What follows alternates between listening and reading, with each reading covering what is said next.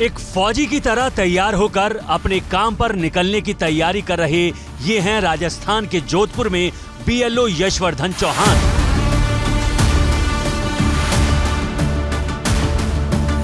इनकी दो पसलियां टूटी हुई हैं क्योंकि वो ड्यूटी के दौरान एक सड़क हादसे का शिकार हो गए थे। डॉक्टर ने कंप्लीट बेड रेस्ट की सलाह दी थी, लेकिन बीएलओ यशवर्धन के पास डॉक्टर की सलाह मानने की ना तो चॉइस है और ना वक्त। बेड रेस्ट के लिए कहा डॉक्टर ने, लेकिन बीएलओ का काम पहले जरूरी है, तो इसलिए हम बीएलओ का काम कर रहे हैं। डॉक्टर ने सिर्फ बेड रेस्ट के लिए कहा है, तो बेड रेस्ट में तो बैठते हैं तब प्रॉब्लम होती है, पसलियों में दर्द होने लग जाता है। ये बेल्ट लगा कर बैठते हैं हम लोग, ये फिक्स कर रखा है। अभी डॉक्टर ने तो कहा है कि आपको सोते समय भी बेल्ट ही पहनना है, तो ये बेल्ट 24 घंटे लगभग रहता है मेरे साथ।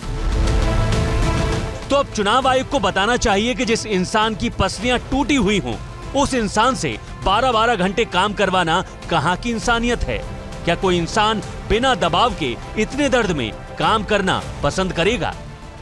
फील्ड में तो घूमना ही पड़ता है सर, बिना घूमे तो काम होता ही नहीं है, मतदाता मिलते ही नहीं घर पे, और घर घर जाकर घूमना, उनके फॉर्म भरवाना, फॉर्म वापस ऑनलाइन करना, ये काफ़ी टाइम लग जाता है सर। शाम को 7-8 बज जाते घर आता है।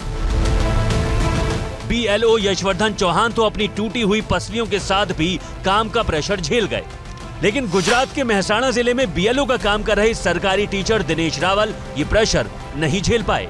उनको हार्ट अटैक आ गया। परिवार वाले कह रहे हैं कि वो काम का प्रेशर झेल नहीं पाए।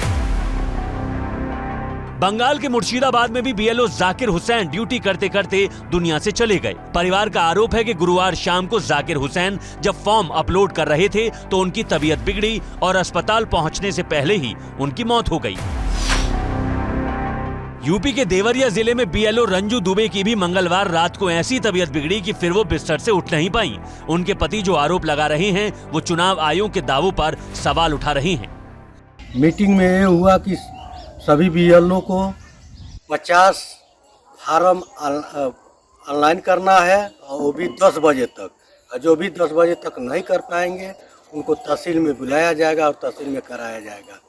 इसी के चलते उनका थोड़ा तबीयत बिगड़ने लगा हेडेक से, और अंत में उनका हार्ट अटैक हो गया। अब चुनाव आयोग को बताना चाहिए कि अगर राजनीतिक दल एसआईआर को बदनाम करने की साजिश कर रहे हैं तो क्या ड्यूटी करते हुए जान गंवाने वाले बीएलओज के परिवार भी झूठ बोल रहे हैं?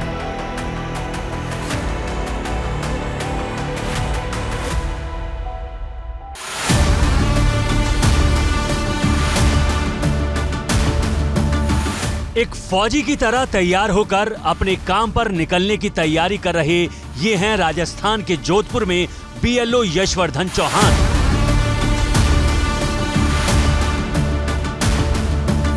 इनकी दो पसलियां टूटी हुई हैं क्योंकि वो ड्यूटी के दौरान एक सड़क हादसे का शिकार हो गए थे। डॉक्टर ने कंप्लीट बेड रेस्ट की सलाह दी थी, लेकिन बीएलओ यशवर्धन के पास डॉक्टर की सलाह मानने की ना तो चॉइस है और ना वक्त।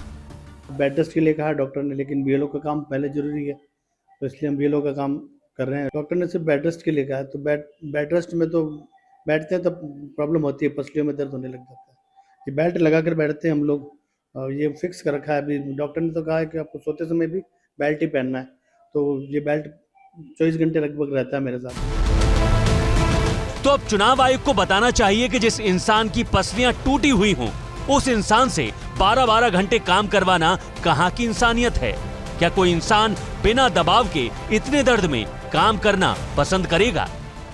फील्ड में तो घूमना ही पड़ता है सर, बिना घूमे तो काम होता ही नहीं है, मतदाता मिलते ही नहीं घर पे, और घर घर जाकर घूमना, उनके फॉर्म भरवाना, फॉर्म वापस ऑनलाइन करना, ये काफ़ी टाइम लग जाता है सर। शाम को 7-8 बज जाते घर आता है। बीएलओ यशवर्धन चौहान तो अपनी टूटी हुई पसलियों के साथ भी काम का प्रेशर झेल गए, लेकिन गुजरात के मेहसाणा जिले में बीएलओ का काम कर रहे सरकारी टीचर दिनेश रावल ये प्रेशर नहीं झेल पाए। उनको हार्ट अटैक आ गया। परिवार वाले कह रहे हैं कि वो काम का प्रेशर झेल नहीं पाए। बंगाल के मुर्शिदाबाद में भी बीएलओ जाकिर हुसैन ड्यूटी करते करते दुनिया से चले गए। परिवार का आरोप है कि गुरुवार शाम को जाकिर हुसैन जब फॉर्म अपलोड कर रहे थे तो उनकी तबीयत बिगड़ी और अस्पताल पहुंचने से पहले ही उनकी मौत हो गई। यूपी के देवरिया जिले में बीएलओ रंजू दुबे की भी मंगलवार रात को ऐसी तबीयत बिगड़ी कि फिर वो बिस्तर से उठ नहीं पाई। उनके पति जो आरोप लगा रहे हैं वो चुनाव आयोग के दावों पर सवाल उठा रहे हैं। मीटिंग में ये हुआ कि सभी बीएलओ को 50 फार्म ऑनलाइन करना है और वो भी 10 बजे तक। और जो भी 10 बजे तक नहीं कर पाएंगे उनको तहसील में बुलाया जाएगा और तहसील में कराया जाएगा। इसी के चलते उनका थोड़ा तबीयत बिगड़ने लगा हेडेक से और अंत में उनका हार्ट अटैक हो गया। अब चुनाव आयोग को बताना चाहिए कि अगर राजनीतिक दल एसआईआर को बदनाम करने की साजिश कर रहे हैं तो क्या ड्यूटी करते हुए जान गंवाने वाले बीएलओज के परिवार भी झूठ बोल रहे हैं?